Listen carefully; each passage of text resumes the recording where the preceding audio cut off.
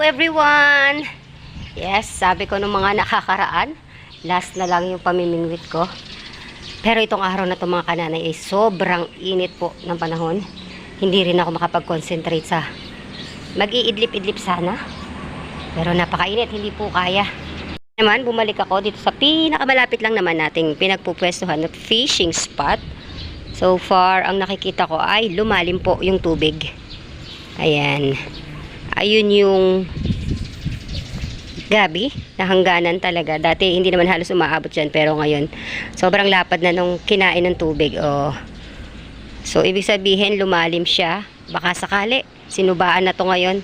Kasi nung mga nakakarang nagpupwesto ako dito mga kananay, talagang sobrang liliit ng mga kumakagat. Anyway, hinahanap-hanap ng katawan natin yung pagtaw-taw. Dito na lang tayo magpalipas ng oras. Okay, solo flight ko lang today. Ayoko na pong mag-aya at baka negative yung pupuntahan nakakahiya. May istorbo ko pa, so ako lang. Okay, magre-ready na ang inyong ananay. Oh, by the way, dahil hindi natin alam kung makagat ngayon o matumal, dinala ko yung 3 kong pamingwit. Para kung matumal, at least marami tayong babantay-bantayan, 3 pamingwit. Pero pagka makagat naman mga kananay, kahit 1 lang or 2, okay na. Kaya hapon pala yung aking asawa sinipag na ako ipanghukay ng pain. Pero mas marami siyang nakuhang pain na maitim. Sabi ko nga yan pa naman yung hindi gustong kainin ngayon ng mga isda dito. Mas gusto nila yung ganito, yung pula. Pero dahil limitado nga yung pain natin, hinahati ko na lang po sa 2. Pwede na to. Let's do it.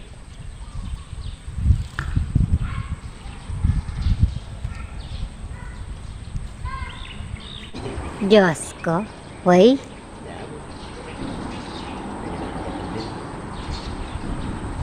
Pwede na yan.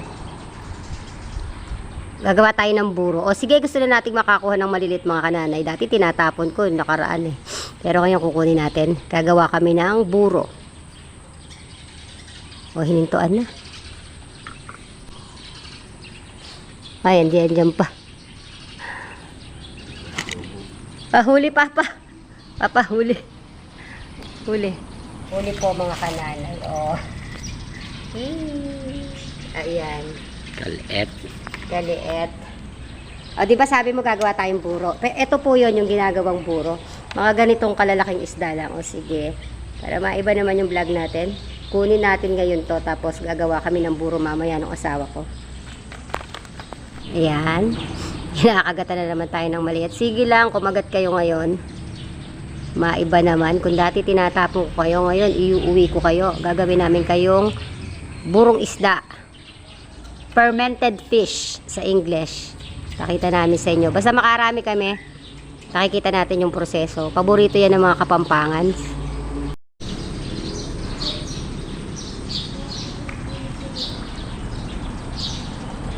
Finally, yung pangalawa nating buruhin. 2 hours na dito ang kananay. Nakaka2 piraso lang din ako. Natigga ganyan din ng size. So, hanap pa ako ng ibang mapupwestuhan pa. Dagdagan na natin. Kailangan ko lang ng 10 piraso. Maliliit na tilapia para dun sa pinaplano nating fermented fish, mga kananay. Lipat ako ng spot. Lilipat ako ng pwesto. Let's go! Welcome back! Dito tayo sa ilalim ng kawayan. Matagal-tagal ko itong hindi na pwestuhan, mga kananay. Tataray tayo ngayon dito. Baka nandito ang buhay. Iyon, mukhang may nagpaparamdam. May kumakagat na dito sa ating pamingwit. Isa lang tong ginamit ko na to mga kananay, no?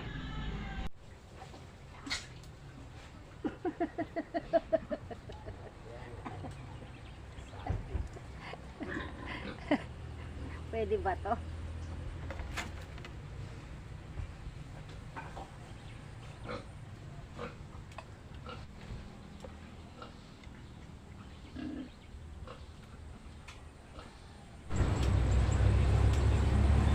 Ito ba natin?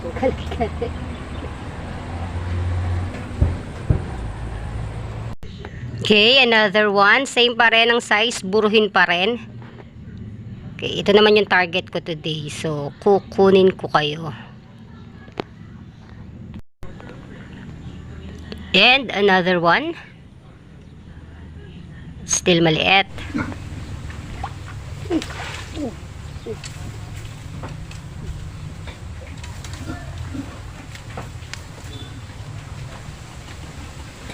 Ay, nakakagulat to. Biglang may sumingit na malaki. Ang isdang Gloria o Arroyo. Ano ba talaga ang tawag dito? Gloria o Arroyo?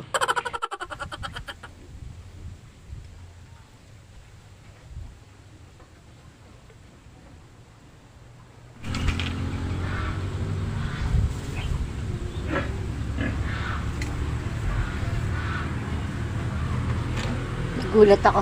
Biglang kinalagkad yung ating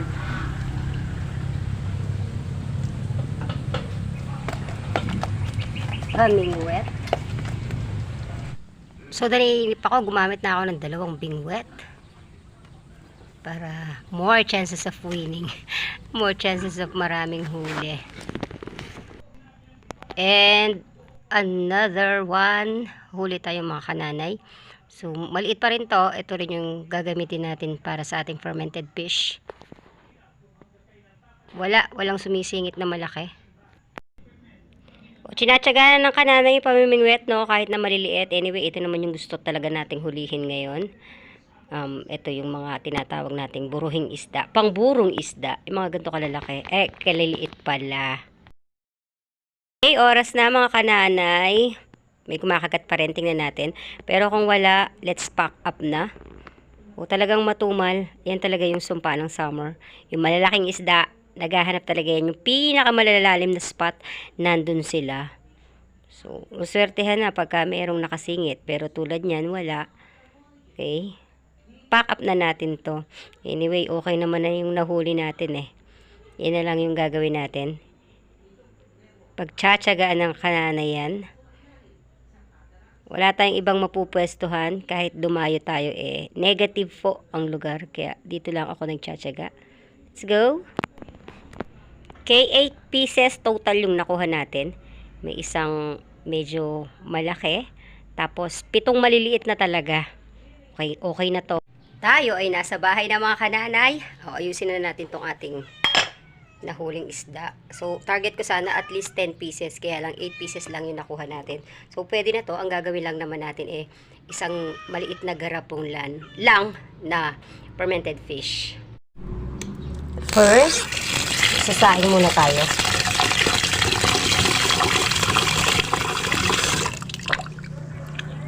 Okay, kailanganin natin to sa ating fermented fish.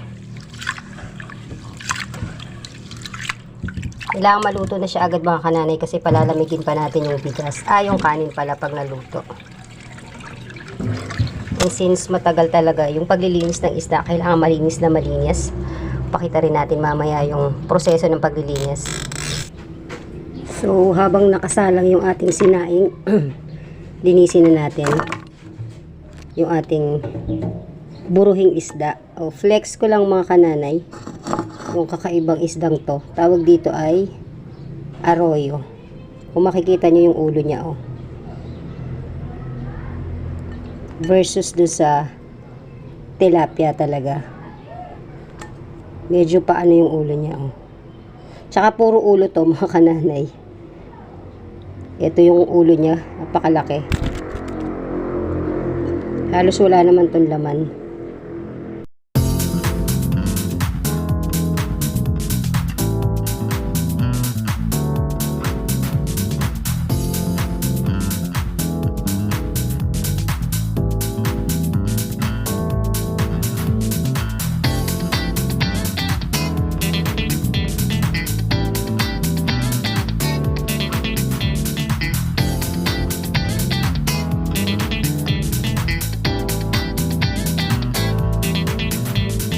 Naalala ko tuloy bigla yung aming Lola Oteng. So, isa sa pinakamasarap magburo dito sa aming lugar. Nung bata ako, isa ako doon sa mga taga-kaliskis niya ng mga isda. mag-uuwi siya ng mga talagang banye-banyera ng mga isda. So kaming mga kabataan ng Tagalinis, napakasarap magburo. Tapos nilalagay sa bangang malaki. Yun yung naging hanap buhay niya. Maggawa at magbenta ng buro. So sa paglilinis ng ating gagawing fermented fish, kailangan wala kang makikitang halos kulay pula. Yung parang dugo ng isda. Totally malinis na malinis. Maputing maputi talaga. Yung isda.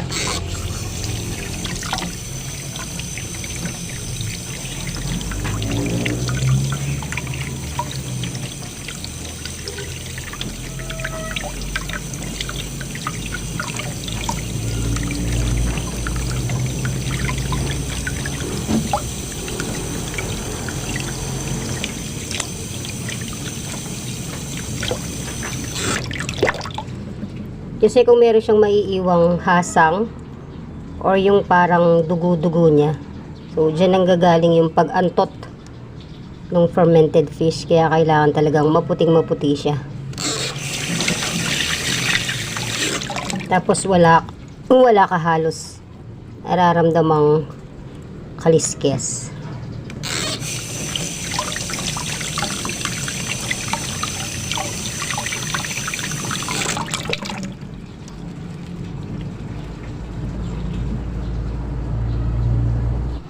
Okay, malinis na. Lagyan lang natin ng konting asin. Konti lang ilalagay natin mga kananay kasi yung gagamitin nating kanin, ilalagyan din natin ng asin.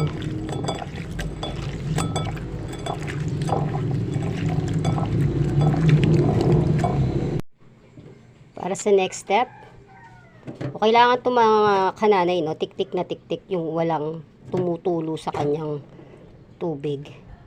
Kaya bali ito mamaya pa natin mapiprepare talaga ng buo. Kailangan natin patong patiktikin.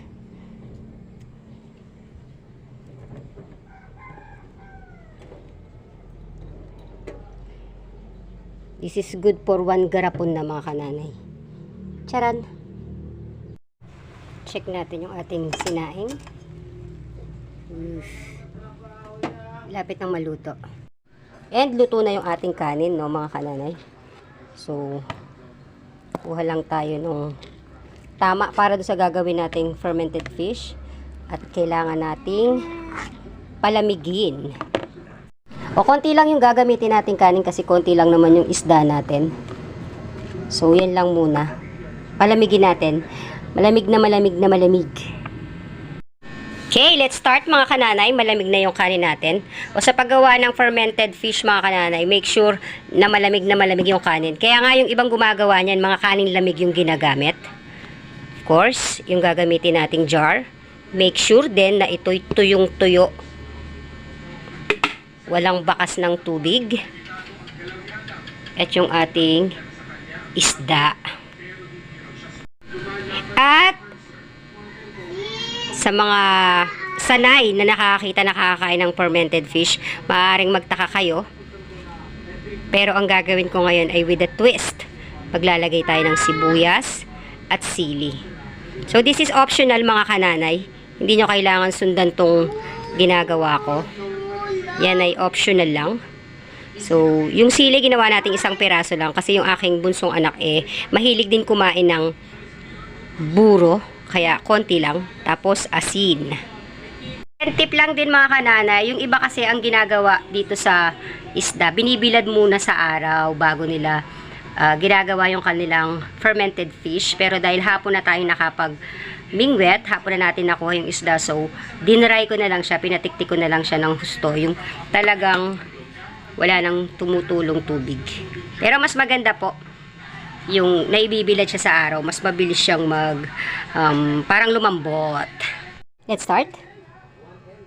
Konting asin lang yung ginagamit natin mga kananay. Imimix natin dito sa ating bigas. Bakit konti lang yung asin? Kasi ang asin talaga, 'di ba, pampatigas ng isda para hindi siya agad mabulok. So, ang kailangan natin kasi sa pag nagpe-ferment tayo ng binurong isda, binubulok nga natin yan. So, kung marami yung asin na ilalagay mo, mas matatagalan siya. Mix na natin. Tsaka kasi, kaya konti lang yung nilagay nating asin dito sa kanin, yung ating isda mismo, may asin na po. So, kaya nga, di baling matabang, wag lang maalat. Kasi pag matabang, pwede natin yung solusyonan, lalo pag niluluto natin, add na lang tayo ng asin. Sa totoo lang, ang paggawa ng ganito mga kananay, mas masarap yung mas maisda. Yan talaga, kesa yung makanin. Pero dahil no choice ang kananay, talagang mas marami ang kanin. Pero pwede na to. Sa mga gustong mag-try lang muna, subukan nyo po ito. Sasundan nyo lang yung step by step. Yung mga tinip ko na kailanganin talaga, yun yung gagawin nyo. Yung konti nating sili. Optional to mga kananay, inuulit ko, optional. Hindi nyo po kailangang gayahin. Kasi yung traditional na ganito, simpleng asin lang Tamang asin-asin lang.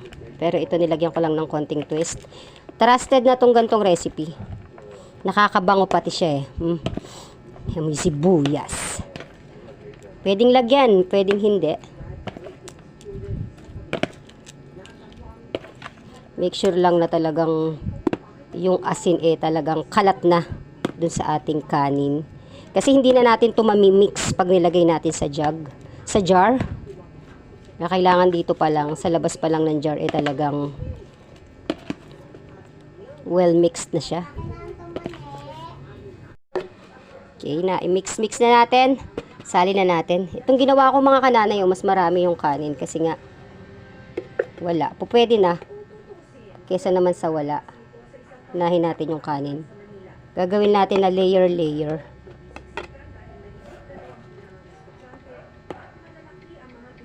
Isda. Sis, pwede na to mga kananay. Basta't may isda naman yan. Lalasa yung isda. Ang bango.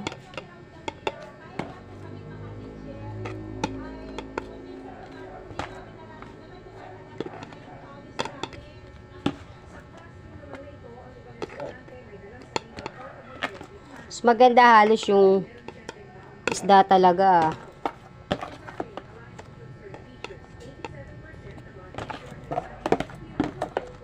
Halos isda yung makikita mo. Kaya sumobra tayo sa kanin. Pero pwede na to. Pwede na po to. Pag nasali na natin sa jar, pe-press natin yan, mga kananay. Pe-press natin. Talagang magaan siya. Talagang press na press.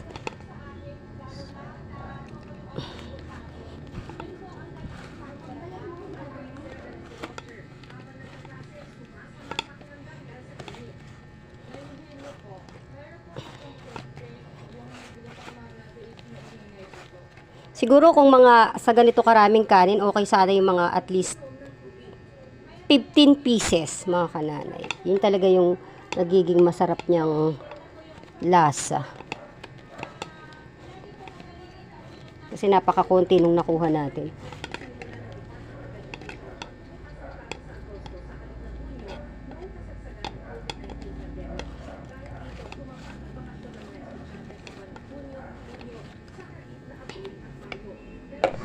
Okay, for the finishing touches. Once again, mga kananay, this is optional lang po. Pwede nyong lagyan, pwede nyong hindi lagyan. Pero ito ay proven na namin na recipe. Close natin. Make sure na walang singaw. Charin! Okay, ito na yung ating finished product ng fermented fish. So, ang gagawin natin ito the next day, ipipress uli natin. So, kailan natin, ano yung tamang oras, no? Let's say, ginawa ko to ngayon, 7 PM. So, tomorrow ng 7 PM, ipipress nyo siya. Paka-press nyo siya. Tapos, The next day uli, ganun uli, 7 p.m. uli. 24 hours. Tapos makikita nyo siya pagka habang tumatakbo yung araw. Para na siyang naglulugaw-lugaw. 4 to 5 days. Yan, pwede na siyang iluto. Pero, depende sa inyo. Pag nakikita nyo na siya na parang ano-ano na siya. Yung parang natutunaw-tunaw ng konti. Yung naglulugaw-lugaw na. Pero kami talaga, 5 days yung ginagawa naming fermented fish. And that's it for today's another fishing adventure. O, ito na yung naging nahuli natin sa ating fishing adventure. Ginawa nating fermented fish. I'll see you next time mga kananay. Bye-bye!